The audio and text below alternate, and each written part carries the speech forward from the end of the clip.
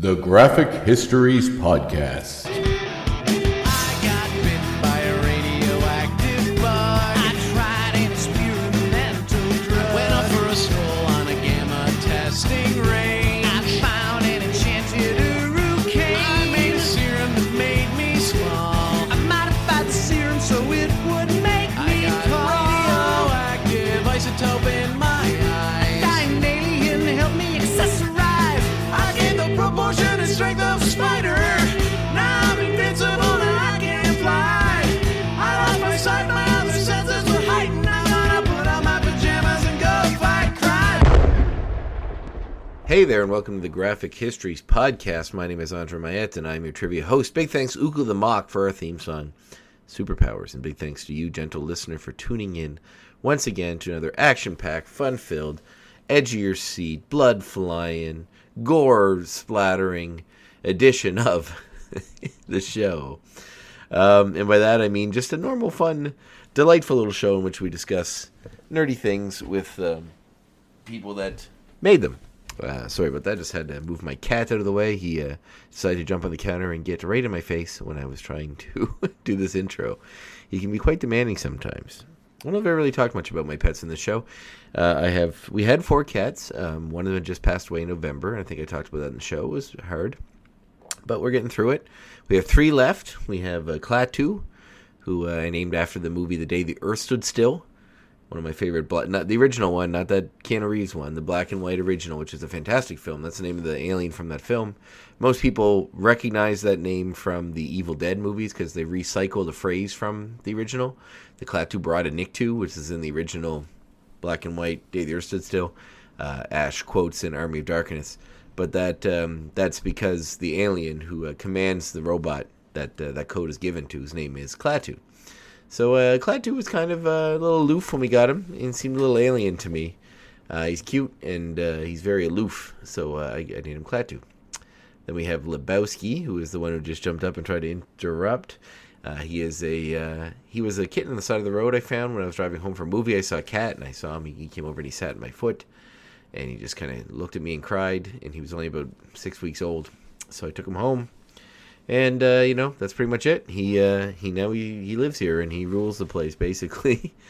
And the last is Sheba. And Sheba was a stray living under a shed at one place I work at with a couple of her kittens. We found a home for the kittens, but I was so heartbroken when we had to give them up that I decided to keep the mother with the approval of my wife, of course, who is today, when I'm recording this, which is on February 4th, celebrating her 40th birthday.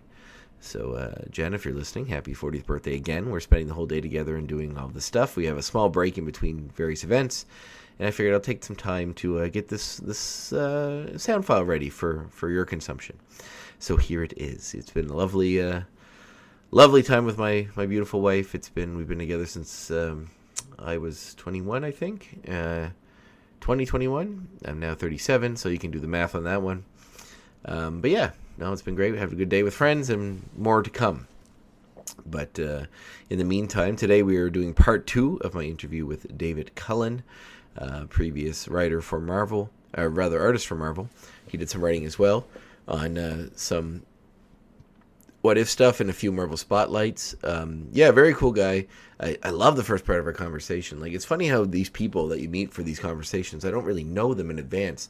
But it's almost like when someone's speaking creativity, speaking nerds, speaking comics, it's almost like a language that I'm already quite familiar with. So it's almost like slipping back into a conversation that I've had with a lot of people on this show over the years about, what fandom means to them, how it's changed their lives, and how they use it in different ways to, to have a career or to celebrate their passions. And I really, really enjoyed talking to David. This is a great conversation. I have a chance to catch up with him in real life yet, but I'm hoping that'll happen sooner than later. But you know what? I think I'm not going to ramble too much since we have some stuff to do today. So I think I'm just going to say, enjoy part 2 of my conversation with Marvel Comics writer, artist, and amazing, look it up on his website, storyboard artist, David Cullen.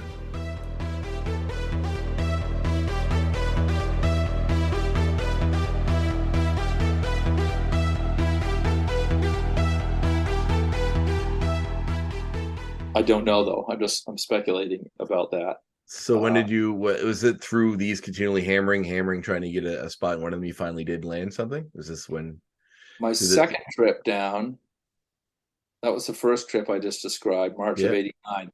I didn't go again until November of 1990. I went with another NASCAD class.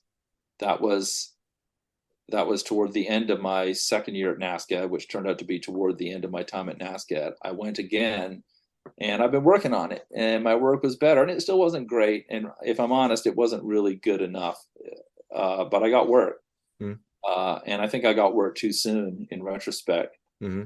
Um, I don't know if I would have gotten better if I hadn't got to work and concentrated more on just getting better rather than suddenly dealing with deadlines and revisions and things like that. But that's how I started. I just turned 21, and I'd had a whole week of seeing editors at both Marvel and DC. And that week, I think I'd seen like 9 editors. The Wow. last of whom was a guy named Craig Anderson, who was handling the cosmic stuff. He was doing Jim Starlin's stuff. He was editing. Wow. That's my golden age of comics. That stuff. It was wonderful stuff. Yeah. Starlin and Ron Lim had just started the Silver Surfer comic, Oh man, 1990. hey, you're talking my language. That's the best stuff. Yeah. I love Ron Lim stuff. Yeah. Yeah, and I think the first, I don't know if Infinity Gauntlet miniseries had come out that year or if it was in 91. I think it was in 91. I think that came out the following summer. It looks like early 90s. The cover's on the wall. It's a friend of mine had given it to me as a gift. It's issue 1 signed by Starlin and Quesada. It's either, oh wow. Yeah, I know. He got it both at a con years ago, but it's one of my prized possessions because Thanos has always been my favorite villain, like hands down. So it's no one wrote him like Starlin. No, well, Starlin created him. I mean, he made him the best. Of course. He made him the best version ever. Yeah. I always loved his motivation. Like it was such a different one than any other villain. Just love. Twisted love, but love. And it's courting death. Yeah, I know. Yeah.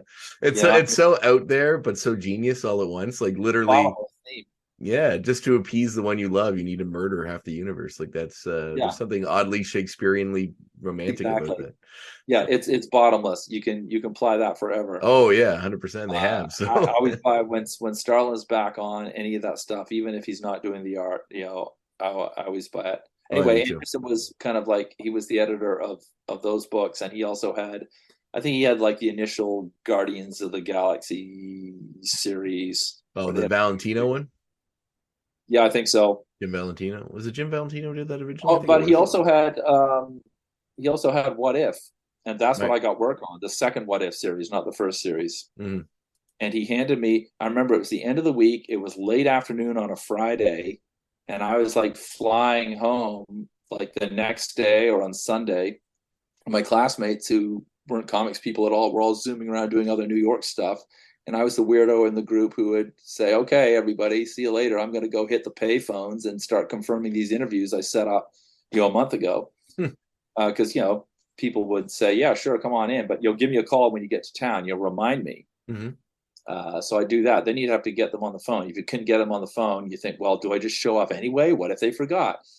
So it was a good exercise in learning to hustle. And advocate for yourself, because no one can do it for you. They didn't give a shit. Nobody was going to call me and say, hey, don't forget your interview. I wasn't going to there were no email notifications or Google calendars or whatnot. So I saw Craig, and his office was messy and chaotic, I remember, and he just had stuff all over the place, and he had people coming and going. I remember meeting John Romita in his office. Oh wow! Who was art director and just coming and going, just walking in, showing him some pages, griping about them, leaving. I don't think I even got introduced. I just sat there and went, "Wow, that's Jazzy Johnny Romita. Here he is at work, with his shirt and tie." And I went in, and Craig, he was trying to look at my pages, and he'd get interrupted. He'd stop and he'd pick up the phone, and I'd sit there and eavesdrop on a phone conversation. It was nuts. Other people had really kind of like clean, quiet offices or more orderly, but Craig's office was this hive of activity. And then he turns to me and he says, "Well," he goes, "Yeah, I don't think you're really ready for a script, but have a look at this." and he hands me like a 2-page superhero parody. He hands me a couple of them. They weren't actually, it was 2 separate pages of separate parodies, each for like 1 panel long. They were just 1-panel gags, written by John Rosen, I think. Went on to do other stuff, and I'm forgetting what now. Anyway, he basically said, this is all I can offer you, and he wasn't even explicit about it. I'm looking at these, and then I wasn't sure that I was actually being offered a job. But he said, I'll toss you that if you're interested. And I think that came with like a 1-page tax form that I had to fill out. And then I saw that and I realized he was serious. I went, wait a minute, really? Are you hiring me for this? And he goes, yeah, if I can't give you a full script yet. I don't think you're ready yet, but let's see how you do with this. And I went, holy cow. Okay. Wow, that's and amazing. I still had a green card at that point and still had, well, I did still have a green card, which was technically still valid, but I just moved for the final time from the States. And my family this is November of 1990. So the rest of my family had moved back to Nova Scotia because they kept property in Nova Scotia. They moved back to Nova Scotia in September of that year, which meant I no longer had a permanent residence in the U.S. as of 2 months prior to the interview in which I landed the job. You weren't a dual citizen? Okay, this is all coming back. So you didn't have dual citizenship? I was never a dual citizen. No. My stepdad didn't adopt us.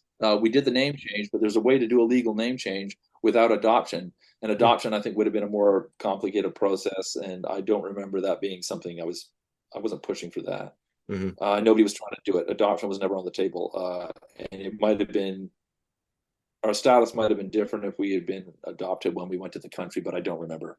I just remember that was not an issue or something we were pushing for. And so I was what was considered a resident alien, which meant I was legally allowed to work, and I had to file tax returns, and I had to register for the Selective Service, which is kind of the backup list should the draft ever be reinstituted. Oh, that's terrifying. It became a bit of a question and a concern when the Gulf War started the following winter, like a couple months later. It's like, yikes, what if this goes on for a while? What if they go through all their own guys? Then they're going to start calling out foreigners like me. Oh no. Yeah, I couldn't vote though. I wasn't allowed to vote. And I remember being really put out by that because the year that I turned 18, the law at that time was you had to register for Selective Service. So you can die for your country, but you can't vote for the people that run it. You can die for the country you live in and file a tax return. Should they call you? I mean, bear in mind, I don't want to exaggerate the impact of this. There was no draft. Richard Nixon had actually ended the draft. So there was no draft in the United States at that time. And this was a few years before the Gulf War, so there was no particular worry. I just resented the fact that I was required to do this thing in an election year where I had just discovered that though I was old enough, I was not legally allowed to vote. I wasn't allowed to vote. I did have to register for Selective Service for this potential military option, but not allowed to vote. I didn't like that at all. Yeah, I don't blame you. I wouldn't either. So, I mean, I didn't need to be considered a citizen. Well, I guess I did need to be considered a citizen to vote, but I didn't mind not being a citizen. I was happy to be a resident alien with a little green card, and I was happy to work and pay taxes, file a tax return, pay taxes. Although I didn't make enough to pay taxes, so I usually got like a couple $100 a refund. I liked that too. But I had to fill out this tax return, a tax form in Craig Anderson's office. And I think I was technically allowed to do so because my green card was good for at least 6 months, maybe a year after the last time I'd been in the country as a resident. So as legally, I was still considered an official resident alien of the USA within a 6 month to 1 year window after leaving the country. But I had been told at one point over some border confusion that if I wanted to maintain that card, I could only be out of the country for no more than 6 months. And then I had to come back for at least like 6 months or something. I couldn't just keep being a resident alien if I was really not living there anymore. And my folks' place had been my permanent address, and so that was gone by then. So I was kind of falling into that window. But yeah, I got that job, the second interview, late 1990. 2 panels on 2 pages of a What If comic. What was the story? It was a What If comic. What was the story? Oh, well, as I said, they weren't stories; they were gags. So just like the full page gags, like not even full page gags, half page gags. It was two half page gags. I'm not even sure they were printed on the same page. I think they were. They did an all humor issue, and It was kind of a callback to an all humor issue they'd done in the first series, which I bought in 1982. What If number 34. So for the second What If series, late 80s, early 90s, they said, hey, let's do an all humor issue again in number 34. So they did another one. And so it's just a grab bag of like miscellaneous writers and artists, of which I was one. Was the first? And I'd done a bunch of these things because this is the only work Craig Anderson would give to me. Was the first one, or the second one, the one that had the Watcher in the Marilyn Monroe dress on the cover? Was that the first? That was the second one. That was the second one. Okay, that was the one you're in. Okay, right on. Cool. Cover by John Romita. Yes. It's funny because when this interview kind of came to pass, I had posted. I was going through some old What If comics. I love What If comics. It's just one of my favorite old comics to just pick up one and go through them because they're always so interesting. And it was the one that you had done the backup in. The What If Keith Richards was the head of the Fantastic Four instead of Reed Richards. And I remember I posted it on social media just saying this is hilarious. And Frank commented, I know that guy, I play board games with him. And I was like, what? I got the text message from Frank's and it was just a screenshot, I think, of your post, and went, oh wow, somebody's found this. Because I gotta say, although I loved having all of the work that I had for Marvel, anything I could get my hands on was great. It's not great drawing. I mean, that early stuff is pretty crude, but I've always been proud of the Keith Richards, Reed Richards job, just because I really like the Fantastic Four, and I'm a big Rolling Stones fan, and it was just such a silly gag, and I'm genuinely proud of. I'm still proud of that job, even though I would draw it better and differently now. It's also one of the first things, if not the first thing, that he let me write.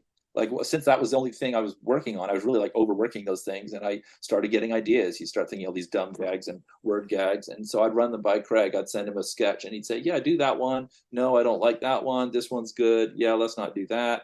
I used to fire those things at him all the time, and he picked up on that one. And I actually sent that in a batch of like 3 or 4 other ideas, and I sent it as I think I thought it was so silly and so offbeat.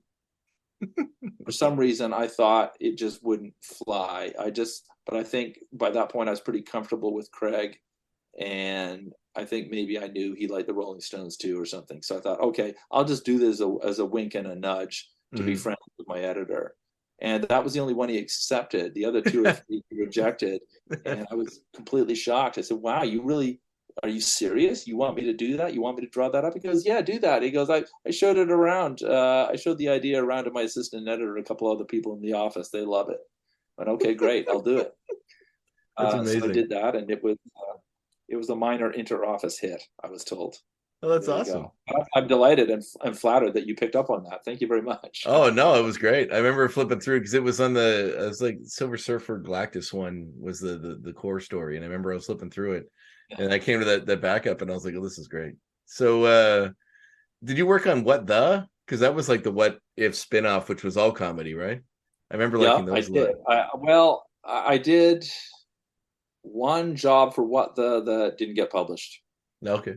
But it went back and forth, and then in the end, it didn't get published. But the one thing that was fortuitous about that was I did get paid for it, even though it didn't get published, and my rate went up. My page rate went up between when the editor agreed to hire me for the job and when it eventually got, I think, revised to her satisfaction and delivered.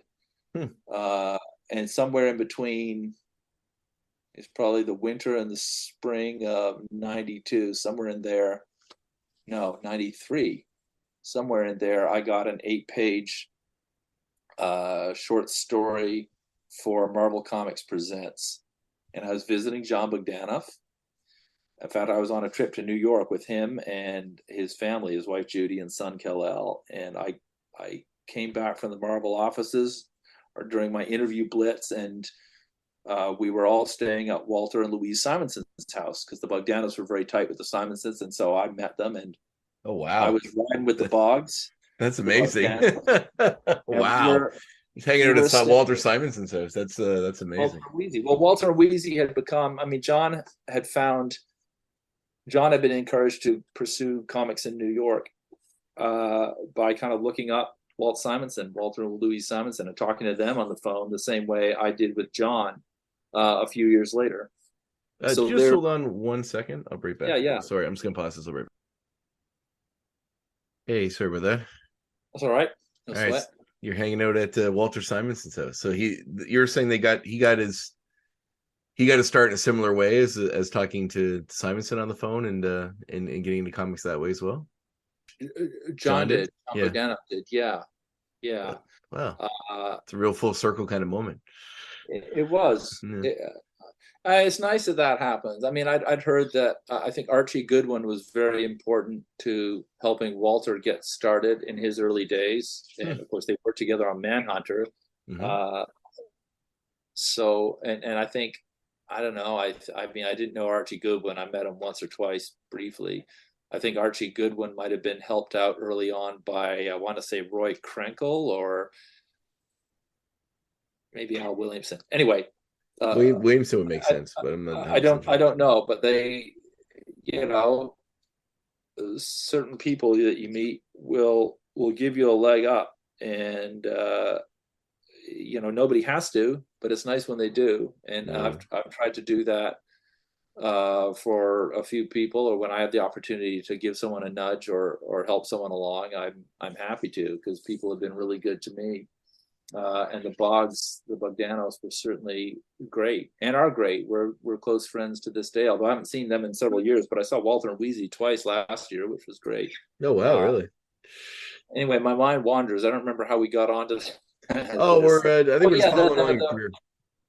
What if stuff? Yeah. Oh, what the? You asked about what the? That's right. Yeah. And I was saying it was fortuitous because my page rate went up. The job, it was a 4-page job, and it just dragged.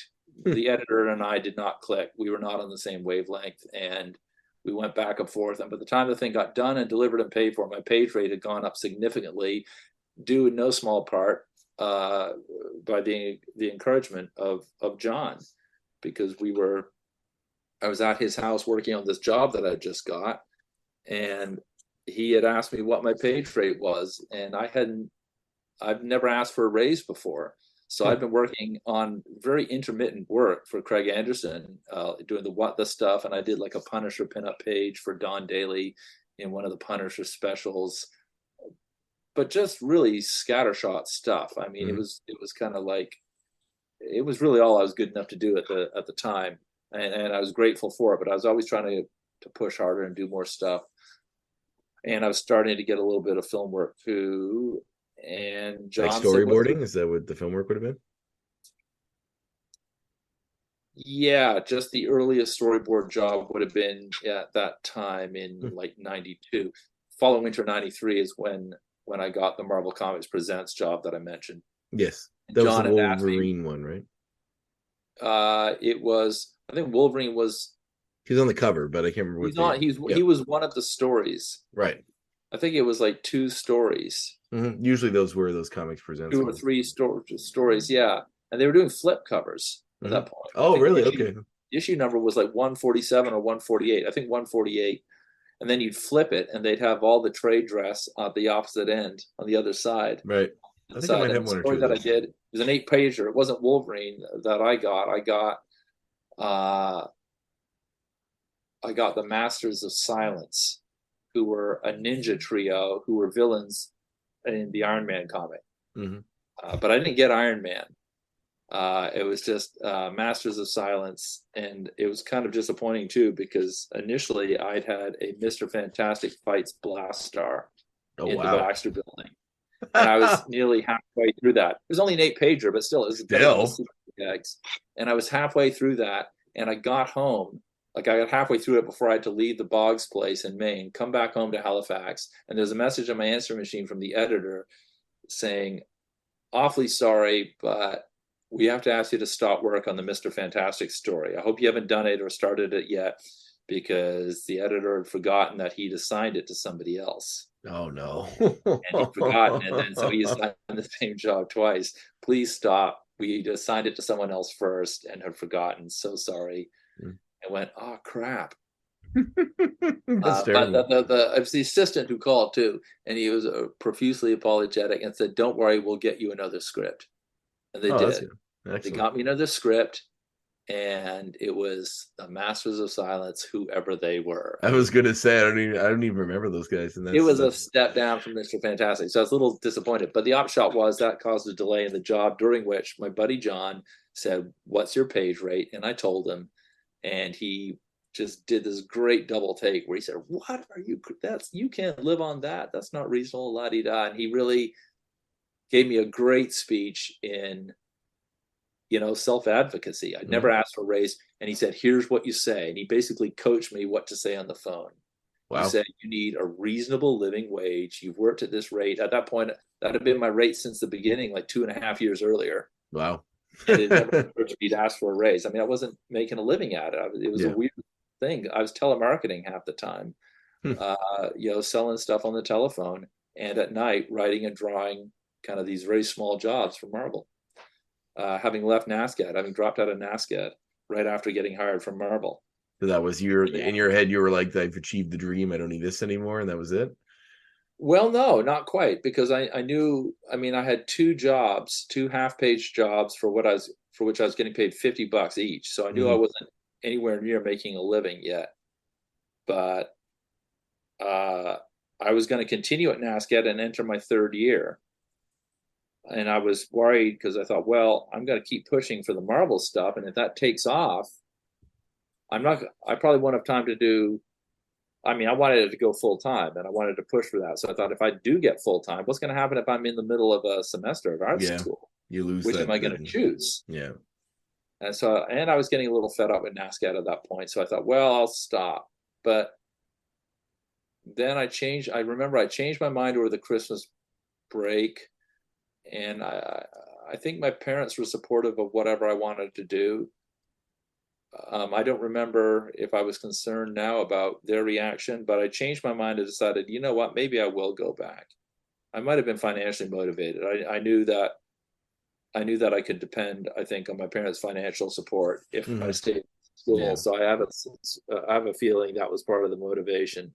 And so I thought, well, what the hell? Oh, the other thing, right, is they were starting, this is at the top of 91 now, they were starting a new comprehensive anatomy course, which NASCAD had not had in the 2 years that I was there. Really? In a fine art school? That's surprising. Well, NASCAD was more in the conceptual. So they were less concerned with draftsmanship than they were with conceptual. Pushing the boundaries of artistic endeavors. Yeah. Have you ever seen the movie or read the graphic novel by Daniel Klaus, Art School Confidential?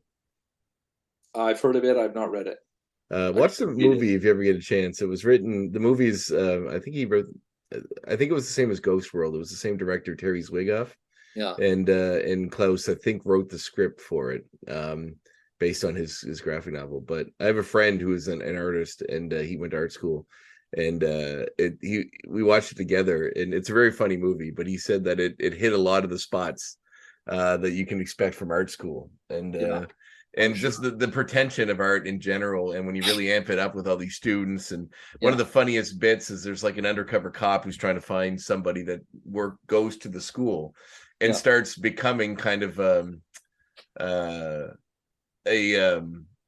becoming sort of a shining star at the school because his art is so different than anything else, because he's never done art before. He literally is just trying to fit in and making art, but it's almost like his stuff is so avant-garde because it seems so different and like nothing anyone's seen before because he didn't know what he was doing. And then he sort of gets wrapped up into his own hype and believes he might be a good artist. And you know, there's like, it kind of goes against the character who is a good artist, who's in school, who is being outshone by this guy, and he doesn't know that he's a cop or any of that stuff. But you know, it's sort of driving this other guy nuts because he feels he works so hard and so much at his art, and then everyone's loving this guy who's barely doing it and drawing a beach ball, and everybody loves it. So like, it's such a good movie. I'd highly suggest it. That's excellent. Art School Confidential. Yeah, check it out. Movie of it. Yeah, they did. Yeah, it's fairly like Jim Broadbent's in it and some other like Wow. yeah, and some other pretty decent actors. You'd recognize the main guy. I think he's in I think he was in like The Social Network and some other stuff, but he's when he was younger. But yeah, it's John Malkovich is in it too. Oh, And wow. yeah. He's like the artist, like the art professor that wanted to be a big artist but never really made it, you know, and is kind of bitter but also still trying to really hustle his art, even though it's kind of sad now that he's old and it's not, you know. So it's like almost every aspect of the art world gets and like, I mean, they really make fun of the pretension of it, but aside from all of that, they really kind of go through a lot of different levels of it. It's anybody that's been through art school or that sort of stuff, I think will really enjoy it because it speaks to a lot of levels. I should write that down. Yeah, check that out. Add to my list of stuff I should see that I've. Oh God, mine's. I'm a movie guy. Like I have a lot of interest, and movies are one of them as well. So my to watch list is thousands of movies long. That's cool. That's a good idea. I can see Malkovich in that role too. Yeah, and I think his like he just draws triangles. Like his whole thing is just triangles or circles. I think it's triangles, and it's just like, you know, mountains of triangles and different things, and it's his specialty, and yeah, it's interesting. There's a real bitterness of another character that, you know, like the art is, you know, there's lots of bitterness to go around in art school. Oh, for sure. In the art world in general. I was becoming bitter. I think I was feeling a bit like an imposter. I didn't really have a fine arts agenda, and I was there for lack of anything really better to do. And you know, I paid for some stuff myself, but a lot of it was on my parents' nickel. But I was motivated to continue. I remember by trying to get into that anatomy class, but there were very few seats. And we were going to go to like draw cadavers up at the Tupper Building, up at Dalhousie Medical Center. And I've never heard of that before. I mean, life drawing, but death drawing. It's a new one. That's interesting. Yeah, so I was very excited about that. So I thought, okay, that's a reason to stay in art school, and I'll keep plugging along with these Marvel kind of parodies, and I'll address a time crunch if and when it happens. Mm-hmm. And then I couldn't get in. I signed up. I went to go sign up for it, and I discovered that between the end of the previous semester and the semester that was coming up after Christmas, after the Christmas break, they had changed the number of credits required to move into what was considered an advanced class. I was 2 years in then, and I was about to start my third year. And because of the rule change, I was a couple credits shy of being able to get into this anatomy class. Oh, wow. And I discovered that, I think, like the day or two before I was going to go down and register for my third year. And I was so pissed off. I just said, you know what? Screw it. Screw NASCAD. That's the final straw. I'm out of here. I'm just going to get a job. I got a bit of money to get me through January. I'm just going to find some Joe job and, you know, keep selling these gags to Craig Anderson and whoever else will hire me, because I was nowhere near making a living off it. And then this will keep me free and clear. If Marvel work starts to pick up, I can leave whatever other work I'm doing at the time if I have to. And NASCAD will always be there. And I've got a track record, so surely I can come back at some point, provided I can afford it. And that was in about this time in January, even earlier, first few days of January of 91. Mm-hmm. And I didn't go back to NASCAD for 20 years, and then I went back as a model, as a life drawing model. That's Good, amazing. I'll make money this time. That's right. Yeah, yeah. It's probably made the most money you ever did at an ASCAD. That's hilarious. I think I made my 2 years of tuition back. I modeled off and on for NASCAD for about 5 years, and then I taught a comics course through extended studies for a couple of years. Oh, cool. So I didn't add up what I made. I mean, I wasn't making a ton of money, but it didn't cost a ton of money. In fact, it cost very little to go to NASCAD in '89 and 1990, which was great. And it went up a lot in the following years. So I came out of, I mean, granted, I ended up dropping out and not going back as a student, but I was always at least pleased with myself that I was one of the only people I knew in his 20s who didn't have any student debt at all, and never have done. Yeah, that's an amazing feat. Even nobody can say that nowadays. Yeah. Well, unless you come from affluence. Yeah. But I didn't know anyone who could say it then either. Yeah, I suppose not. I suppose it's cheating if you drop out, but you can add lots of debt in just a couple of years as well. So I did 2 full years and came out debt free because the tuition was low enough at that time that I could afford it, and even with the supplies, I could still afford it. So after the comic work, you're doing stuff with Marvel, and you're getting involved with film, doing storyboarding and stuff like that. Yeah. And did you left comics behind at some point? Did you, or is it still something you were doing actively today? Well, both. I did leave comics behind in the 90s when I started getting film work, more film work, and I realized, frankly, I wasn't making it in comics. The people that I was making a connection with at Marvel in the early 90s were more or less pink slipped in 94. You know, I don't know if you remember during the great near bankruptcy. There's a big boom, and then there's a big, just like booms happen, and then there's a crash. Yeah. And they had that crash after about 93 or so. That's why Sony owns Spider-Man still, which drives me nuts. I know. I know, stuff like that. So suddenly, like, Craig Anderson was out, and Don Daly was out, and there was a couple of other editors that I'd done a bit of stuff for, and they were out, and suddenly I didn't really know anyone at Marvel anymore. But by that point, mid-90s, more and more film and TV stuff was starting to happen, and I'd been going around bugging people locally, like literally knocking on their doors and introducing myself as a storyboard artist, and not getting much work that way, but at least getting myself known. And then the film tax credit got introduced in 1995, and that was huge. And that was the same year that, I don't know if you were around or remember this, but it was also the same year that the G7 summit came to town. Well, I was born in '85, so I remember.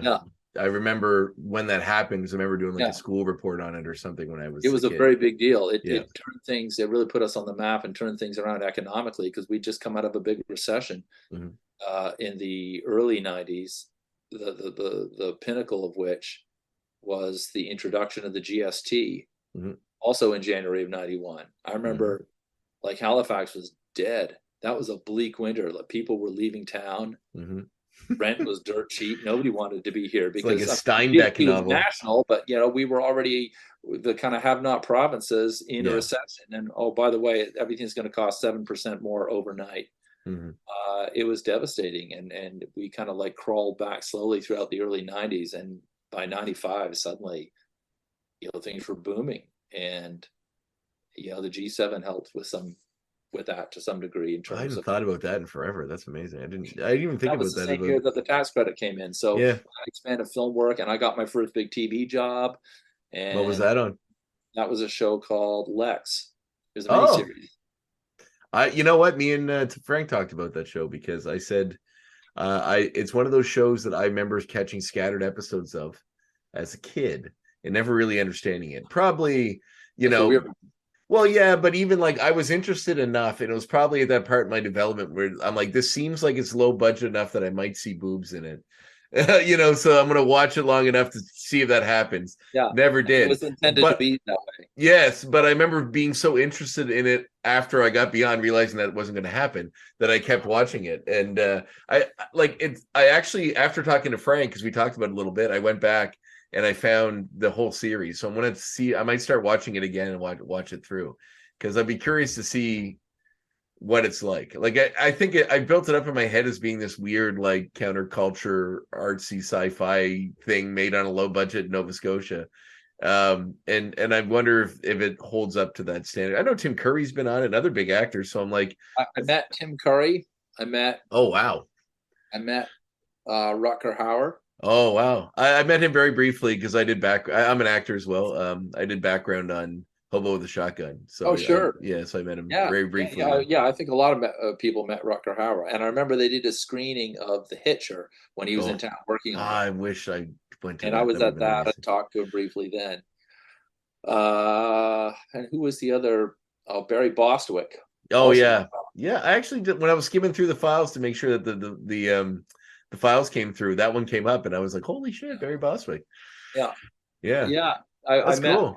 of course, I met these people, in passing, like at the Mhm. craft service table, and you make some fanish small talk, and they tolerate it and nod their head and smile, and they say, "Well, that's nice, whatever." Mm-hmm. Uh, Go about their days. yeah, and go about their days. But those are There's the names. that. What's that? There's that Canadian actor. He's in everything that has ever come out in Canada, and he does a lot of American work as well. The last movie I think I saw him in was The Shape of Water, but I can never remember his name. He was on the Lex too. I think he was a villain for like a season or something. He's got like really piercing blue eyes, and Stephen McHattie. no, I do know him. So I'm a fan of him as well. Although I had one brief interaction with him on a film set, and it wasn't very nice.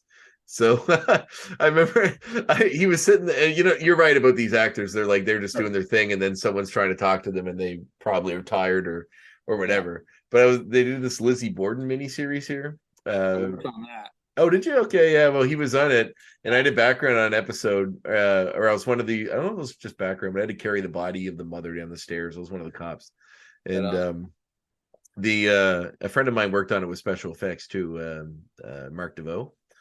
So yeah, I did a job for him, I think, if I'm remembering the name correctly. He had a DeVoe effects. company in New Brunswick. Is that right? Well, he works out of the Valley. He lives in Nicktown, like just outside of Greenwood or Greenwood down that way. But what's his company's name? it was DeVoe, DEVOFX. But yeah, I did. I think I did do a job for them about 4 years ago. it's literally just him. It was. I think he closed that, and he's just doing it under his own name now. But I think it was him and another guy, him and one or two other people. right, yes. Adam Miles. There's somebody else there too. But it was a job.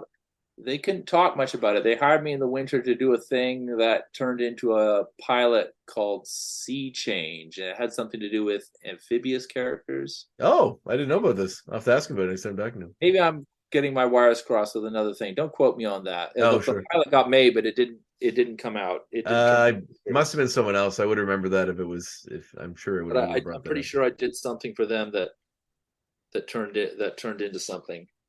Yeah, so I saw McAdie on it, and I said, because it says on his IMDb he's from Antigonish, which is where I'm from. I live in Truro, is where I am now. But I said, hey, I saw on a thing that you're from Antigonish. That's really cool. I'm from there as well. I'm a big fan of your work. And he was just like, actually, I'm from Goshen. And then he just turned and walked away. And I was like, okay, it's like 10 minutes away from Antigonish, whatever. He did not seem like he wanted to be bothered by a fan that day. Unless he's like Goshen patriotic and they're tired of being.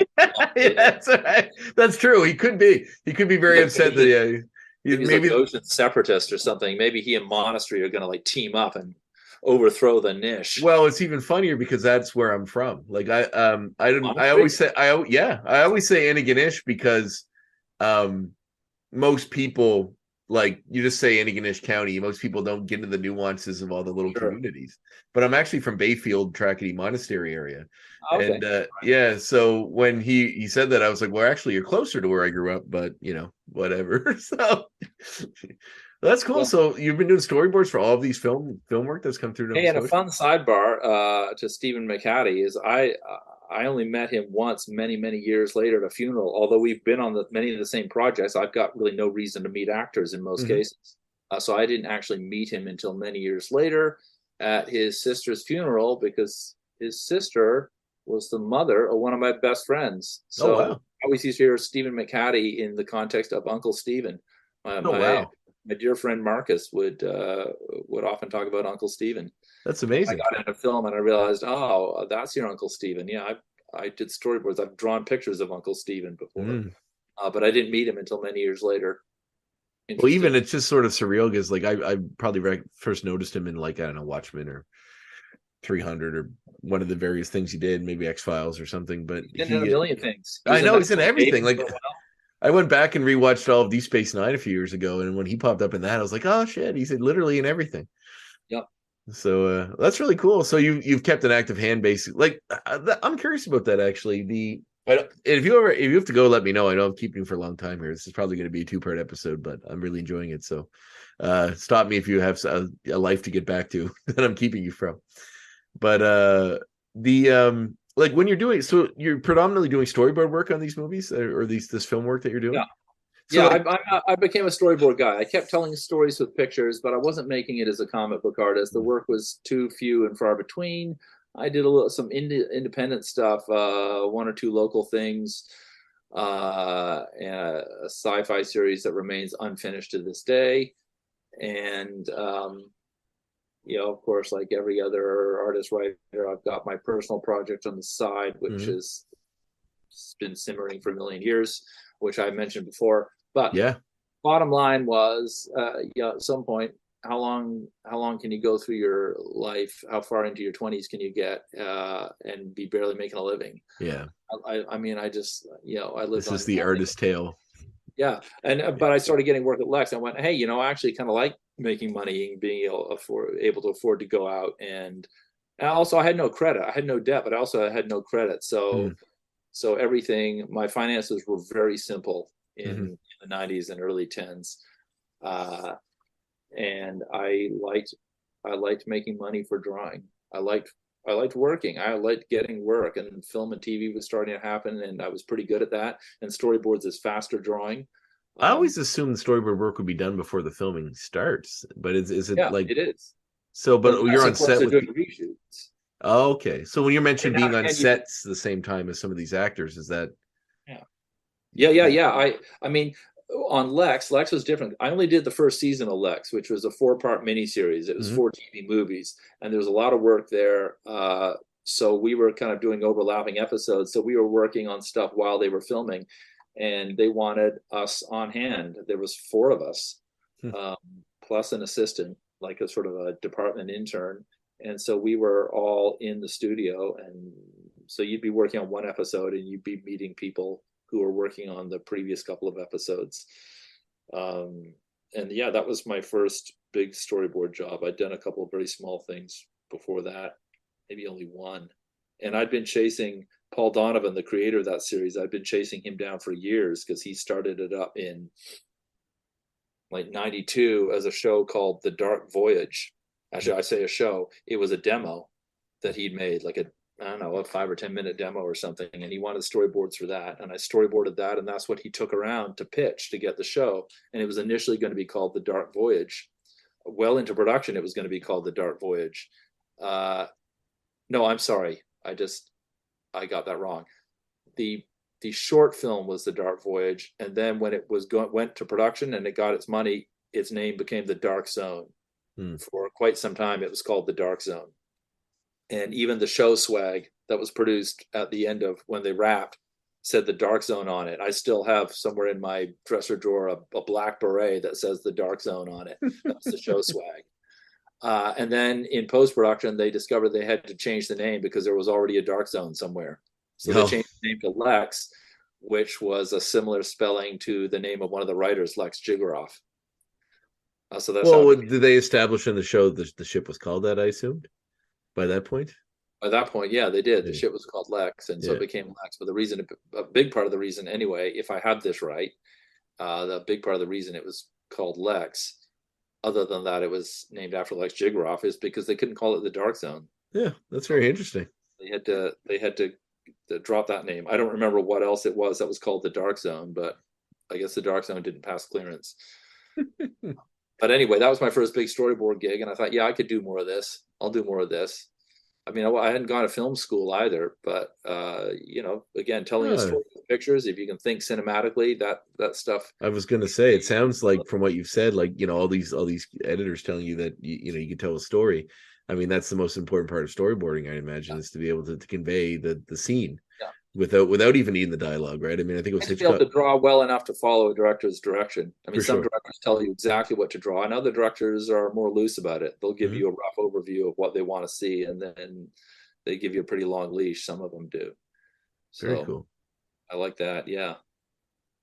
And Yeah. do you take, like, when you watch some of the work of these things you worked on, can you see like the way when it's framed, the way your storyboards are? Can you recognize that?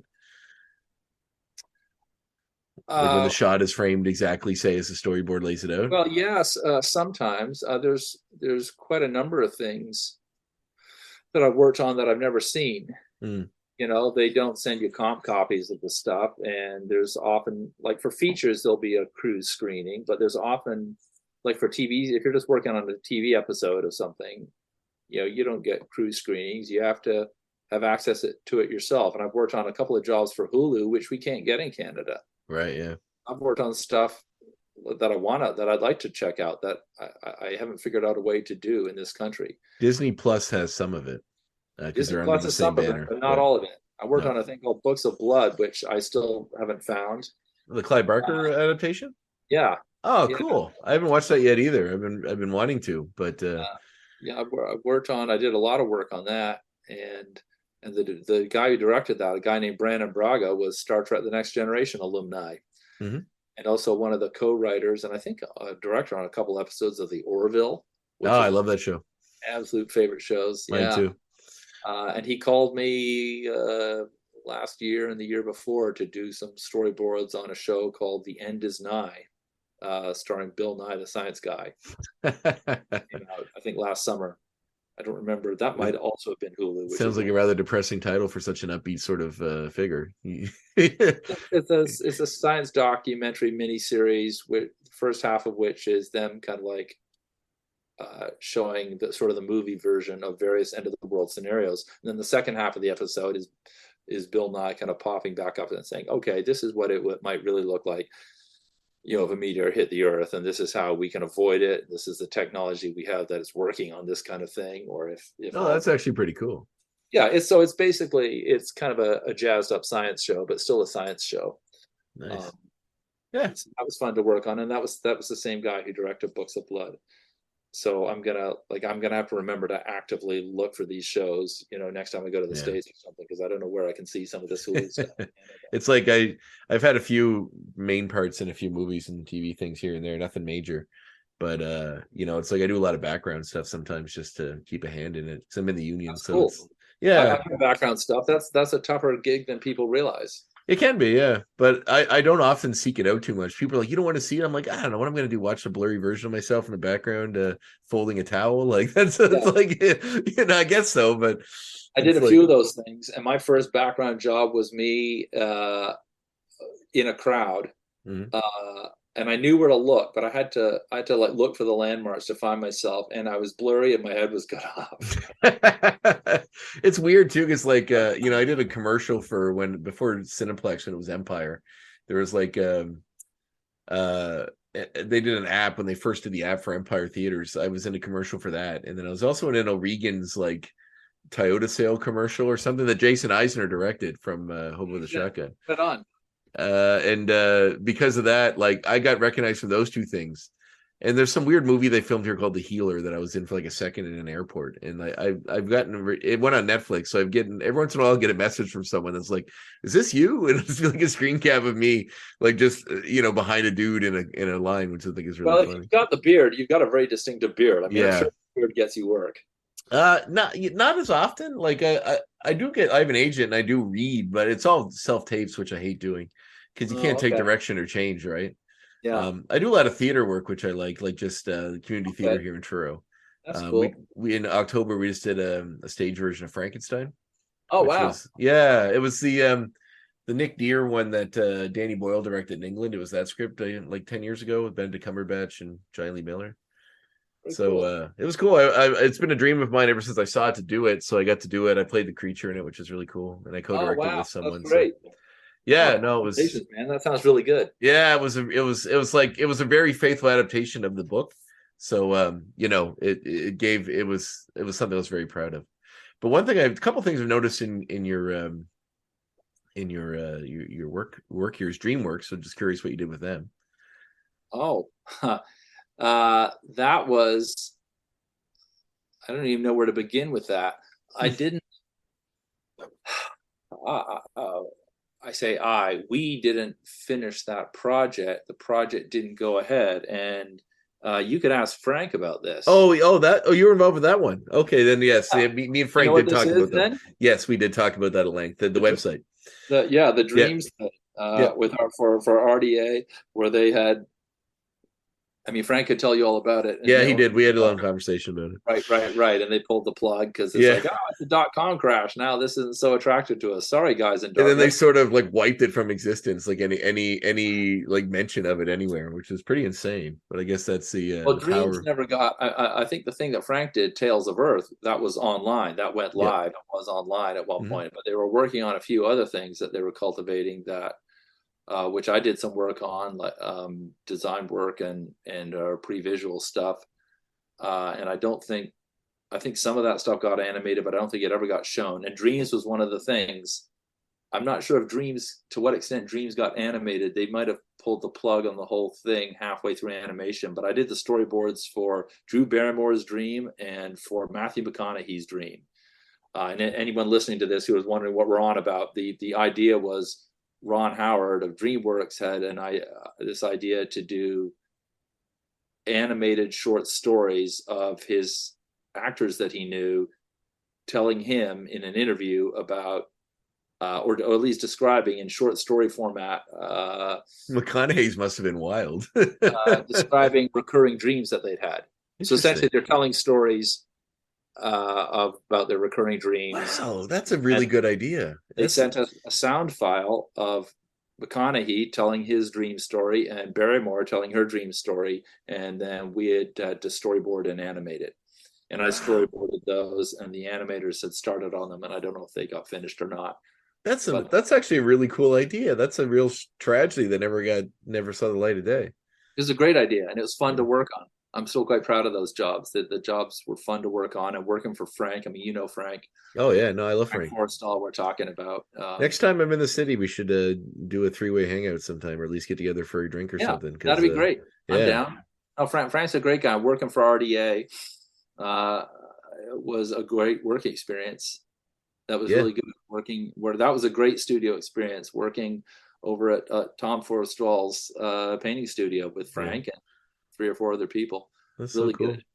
Good. And the other one I wanted to ask you about was A24, because I'm a big fan of their films. I'm assuming that was probably the Lighthouse, wasn't it? That was the Lighthouse. Yeah. So did you work with Eggers, like close with him? Yes, I did. Wow, what was that like? I'm a huge fan of his work, so I have to pick your brain about that. Sure, yeah. Well, I was going to mention it anyway because you asked a few minutes ago about recognizing my storyboards in the finished work. Cool. And Lighthouse was among the most, if not the most, closely tied to the storyboards. Really? Wow. On projects that I've worked on. I've worked on some stuff where, every now and again you'll board a scene which gets cut. They decide it's too complicated to film. That wasn't the case with Lighthouse. And other times you might work on something where, the storyboards are an early phase, or like a rough draft of what they want to film. So sometimes they don't use it, or sometimes they use part of it and they change other stuff, or, on the day stuff comes up and they're like, oh, this isn't going to work, or there's a money issue and no, they can't afford to film that, which is partly why they storyboard in the first place, to say, okay, let's see what we're actually looking at. Let's see some drawn version of what you're talking about. And maybe someone has to lower the boom and say, no, we can't do that, or they do it, but maybe the director gets a different idea. Anyway, to anyone listening, that's all the various ways that storyboards can go. But certainly people and different directors use storyboards more intensely than others. Some directors don't use them at all, but Eggers very much wanted to storyboard everything. I'm not sure if he actually wanted to storyboard the whole film, but he wanted to storyboard a lot of it, more than we actually had time to get done, as is often the case. But we did do a lot of it, and they filmed everything I drew. And I don't want to and I drew what I was told to draw as well. I mean, it's still Egger's direction. I don't want anyone to think that I just made up all those shots. You're a cinematographer as well. Wow, great. Yeah. No, not only did I work closely with Eggers, but I worked closely with Jaron Blaschke, who was the cinematographer on that, and with whom Eggers works very closely. And normally I don't get to work with directors of photography and cinematographers because those are like the bigger kids who come in after I've had my storyboard chats and meetings with the director. And then once DOP shows up and they're talking about cameras and they're doing a lot more location scouts, and director doesn't have time to meet with the storyboard artist. So I've always found that it's better for me to get my work done and get out of there before the DOP or the cinematographer shows up, because the director is just not going to have time to deal with me and review my work, and they need it, and then they kind of need me out of there. And that wasn't how it went at all with Lighthouse. I met Robert Eggers pretty early in pre-production, and I remember, in fact, he more or less hired me on the spot. That was another thing that was odd, because I got called from the local production manager who had set up a meeting for me with Eggers, and I went in and met him, and he had just like got off the plane the day before or something, and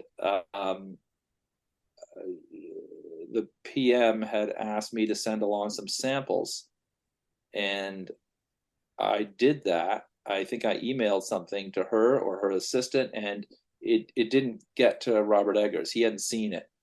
So I'm in this meeting and he hasn't seen the sample work I've sent along. And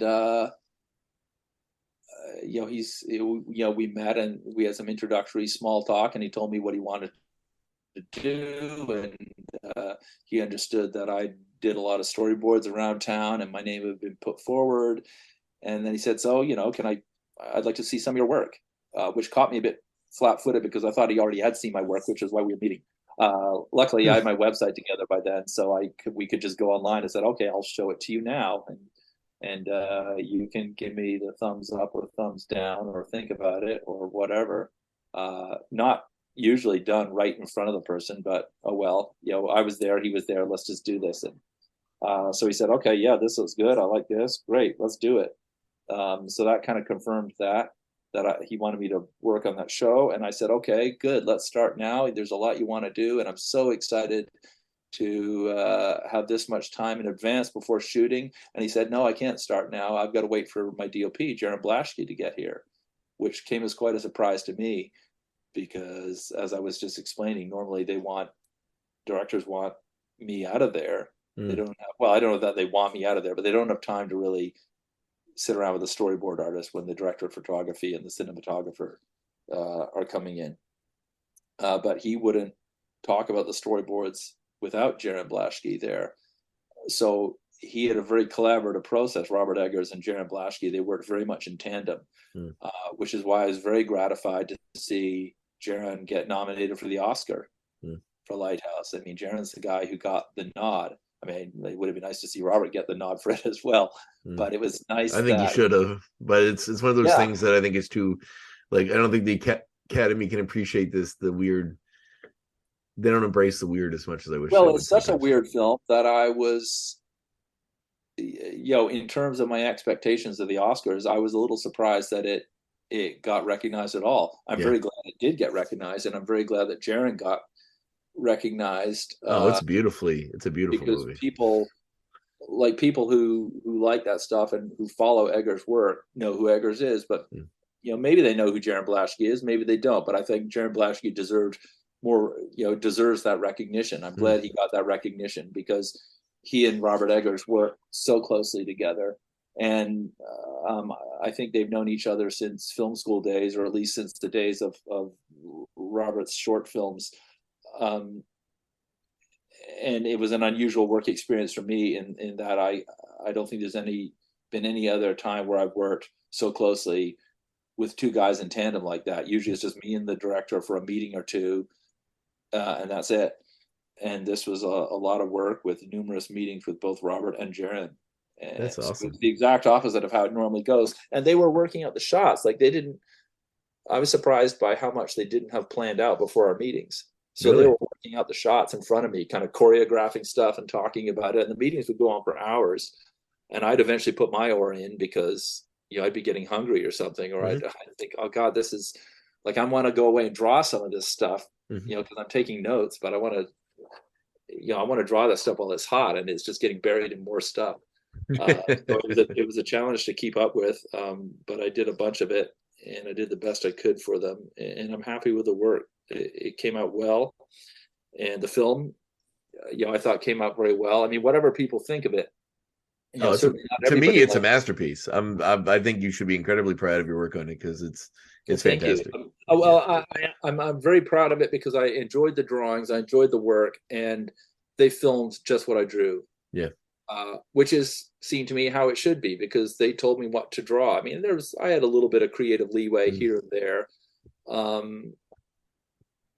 But whatever leeway I had came more in the meetings than me just spontaneously deciding to change something or add something or do something differently. I didn't presume to do that, but it partly to hasten the meetings along in some cases, or if they ended up at an impasse where they weren't sure what to do, I might throw in a suggestion just to kind of keep things moving. Yeah. Or I might have said, I can't really cite examples. I don't remember now, but I know that happened a few times. Or I might have said, listen, how about I just draw it both ways, and you guys can work it out between yourselves. Let's just, it's dark now. Let's keep. I want to go home. Let's keep it moving. I told the story a bunch of times, but I almost got a chance to audition for. I know there's only the two guys in the whole movie, but there's that one scene where Pattinson's remembering fighting with the guy, the lumberjack he killed. Oh yeah. So I almost had a reading for that, and I was super excited. And the day I was supposed to go in, I got an email saying they changed it to a stunt role, and I don't have a stunt designation. I want one. I'm also a professional wrestler, so like I wrestle around the Maritimes, and I know how to fall and do all that sort of stuff. So I was really disappointed I couldn't do it, because it would have been a dream come true to have been in that movie. But well, it's like we're in a similar boat. I still get caught off guard sometimes by how arbitrary your potential for a hire is. I'm sure I've been hired on what seem like whims, or somebody comes up with an idea, or it's in a meeting, or they're talking about something in the back of the van on the way to a location scout, or and somebody says, hey, well, let's get storyboards. I mean, I'm not in those meetings, so I'm partly speculating, but I've heard people talk about, I've heard decisions made that quickly on the fly before, and I'm sure there's sometimes when I've just been an idle suggestion, or somebody's mentioned storyboards and someone who knows me said, oh, hey, we know a guy. Oh, okay, call him up, set up a meeting. And it can just as easily go the other way, like what you just described, where somebody has another look at it, approaching the meeting, or a decision's been reversed because suddenly it's not practical for some reason, and then you're out, and then you're lucky if they notify you beforehand. I've had that happen before, where I haven't been notified, and I've gone to show up to a meeting or tried to confirm a meeting and found out like the day of or hours before, oh, actually, no, it's off. They've changed their mind. Or, the producer finds out that the director actually already had someone lined up and the producer didn't know. So there's so many ways for wires to get crossed. Yeah. Well, what are you working on now? If you can talk about it, unless it's that's the thing. I can't talk about too much, but I've got. Well, there are some things I know that are filming in Halifax, so I'm assuming you may have been a part of those things. So, well, I haven't done anything in Halifax, the last thing I did around Halifax was last summer. I did a couple episodes of a show called Moonshine, which is in its third season on CBC. Yep. I did background on that this year. Oh yeah, okay. It's an axe throwing bar. Oh yeah. In fact, I nearly did storyboards on that episode. I got the script. Really? Yeah. I got sent the script, and then I didn't have time to do it because I was doing other stuff. But I was getting work out of the States last year. Oh, awesome. And I just finished doing storyboards on a feature film for a director in LA, and I don't think I can talk that much about it because it's still really fresh, and I don't know what the name of it's even going to be. Like, they've got a name, but often these are just working titles. But there's going to be an animated sequence, a short animated sequence for the introduction that they wanted boards for. So I did some boards for that, and that's for the same producer. He's a New York guy who actually works as a post-production supervisor, I think, on Lighthouse. And so he came to me with something shortly after Lighthouse called Boy Erased. Yeah. This was a few years ago now. It's the one with That Russell was Crowe. Is that movie? Russell Crowe and Yeah. Nicole Kidman. Yeah. And that was a rare instance where I had to do storyboarding and post-production. Oh, Because really? they needed to do some reshoots for some reason. I wasn't clear on why. And they needed me just to do a couple of days of drawings to, I guess, demonstrate the need for reshoots. I mean, generally people, I think, try to avoid reshoots. So to justify them, sometimes they want drawings so they can show the concerned parties exactly what they're talking about. And I'm working, so for that same producer, he does independent stuff, and he's got another thing in Los Angeles that I've been doing some work for. In fact, I have to work on tonight. That's awesome. So yeah, I wish I could be more specific. No, that's totally fine. I don't get you in trouble. I've blabbed before and have my wrist slapped. No, I wouldn't want to be the cause of that. That's super neat, man. I'm super impressed to see. I was referring to the movie, the show earlier they filmed in Halifax was From. They seem to be that's. I worked on the first season of that. Oh, did you? Yeah, I did some background this season as one of the Colony House people. So good. I worked on the first episode of that. I did one scene on the first episode, and I did a scene on, I think, maybe it was the last episode of the first season, but I did a couple of those on the first season of From. I did several episodes. I worked on several episodes of the first season of Chapelway. Oh yes, yeah. When that was in town, I auditioned for a couple parts in that, but nothing came. So. And what else did? Oh, and was it last year or the year before? I guess it was the year before. I did the stunt scene in the first episode of The Sinner, of the fourth season of The Sinner, which I didn't realize that was as well known a show. As soon as I mentioned that to everybody seemed to. It's fairly popular, yeah. I know. Someone I don't know if Frank mentioned our connection, but I was in his Jack and Jill movie, the short film he made. Oh yeah, I was Skullface. So that's cool. Yeah, so Amber that was in that played the woman in that, she had a part in an episode this past season. I remember that was a big deal. So right, good. Yeah. Okay. Yeah, it's cool. It's nice to see cool people getting cool work. But man, I'm it's been a real pleasure talking to you, man. This has been awesome. Well, likewise. Yeah. For sure. Likewise, thank you. Yeah, I listened to when Frank contacted me about you. I thought, well, I should at least give a listen and hear what kind of thing this is. I mean, I didn't have any specific reason to not do it, but I like to check things out anyway and just get a sense of who you are and what you do. And you've talked to a ton of people. It's great. I listened to, of course, the Dave Howlett episode because I know Dave, and the Sean Gordon episode and the Sandy Carruthers episode. I know all of those guys. Oh, they're all wonderful people.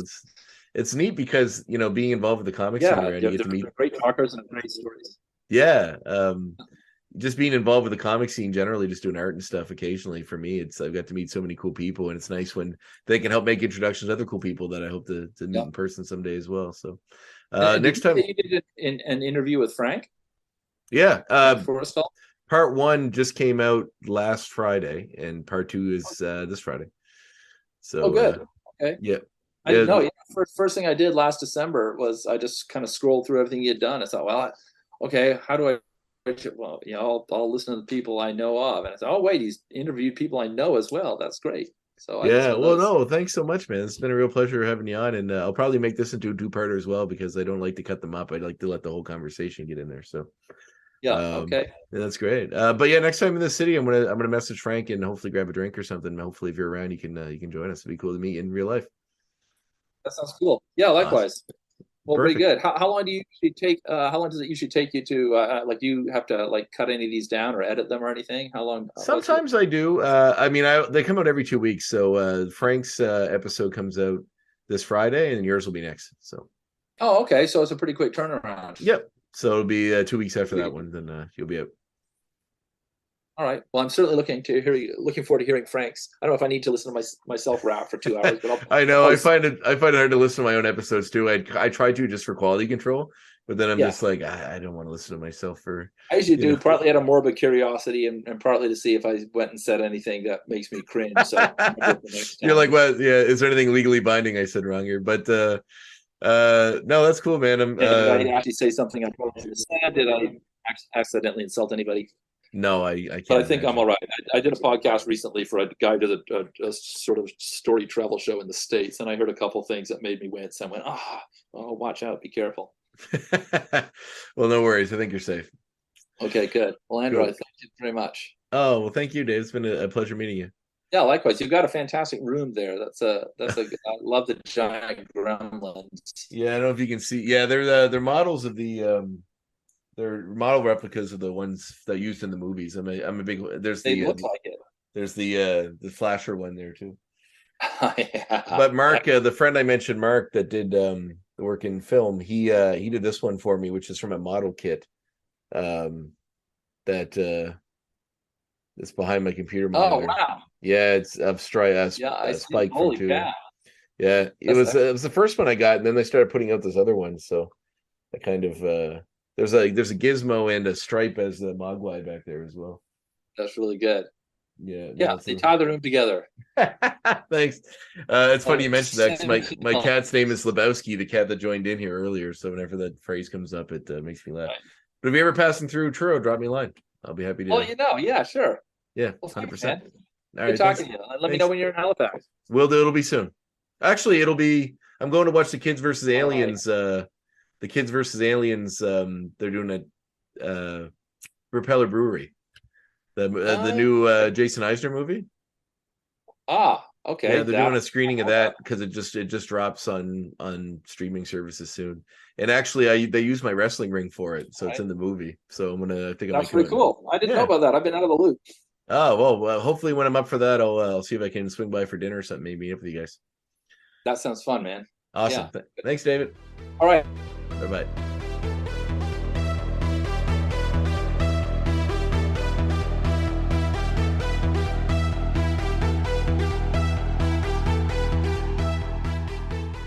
And there you have it, the second part of my conversation with David Cullen. Big thanks to David for giving me his time, a lot of his time, enough to make a 2-part episode.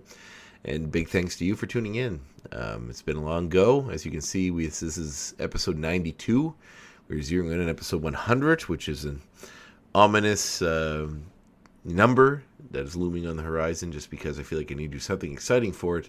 I'm not quite sure what. So if you're a listener, if you know somebody, an amazingly huge talent in the comic, sci-fi, film industry that you would love to have, or a writer, anybody really you think would be good for the show, please reach out, let me know. I would happily have them on, and we can discuss. I would love to have one of my creative heroes in the show at some point in the future. I've had a few, actually. So friends and other people that work for Marvel that, inspire me creatively. But it'd be nice maybe to catch up with some people from old shows. Shows from the past, see where they're at now and how things are going, and maybe celebrate this one a little bit. So, 100 shows is a milestone. It's a lot of work, and it's been a passion project for me, and I'm glad you've been along for the ride, and hopefully it'll keep chugging. No end in sight. Also, if you do like this show and you like listening to me talk, be sure to check out X-Rated, the X-Men animated review show. You can get it on any place you get your podcasts, in which me and Davin Skellhorn watch the original 1993 X-Men cartoon from Fox. And episode by episode, we talk about what we see in the episodes, and basically give you a synopsis, chat about what we liked about it, what we didn't like, and talk about a few other things, usually related to X-Men or X-Men stuff. If you're a fan of that cartoon, if you're a fan of the X-Men, it might be the show for you. We always have a ton of fun. A lot of laughs are had, and I'm sure you'll enjoy it. So check that one out as well. We are part of the Federation of Podcasts Network. There's a lot of great shows on there, and you should tune into that. There's a lot of cool shows, some about popular television, some about horror movies, a lot about Star Trek. A lot of passion for nerddom out there and in that group. So be sure to check out their stuff as well. But be sure to be back here in 2 weeks' time for the next episode. I don't have the next guest locked down 100% yet. I have a rough idea who they're going to be. But keep an eye on social media, and I'll let you know once I know. I don't keep anything from you, dear listener. I'm an open book for you, and only you. In the meantime, I hope you have a happy Valentine's Day, which is just around the corner. And I hope life is well. I hope you're doing well. And I hope this episode finds you well. And I hope all my episodes do, because Andre loves you, baby. And I'll see you in 2 weeks' time. The Graphic Histories Podcast is a proud partner of the United Federation of Podcasts.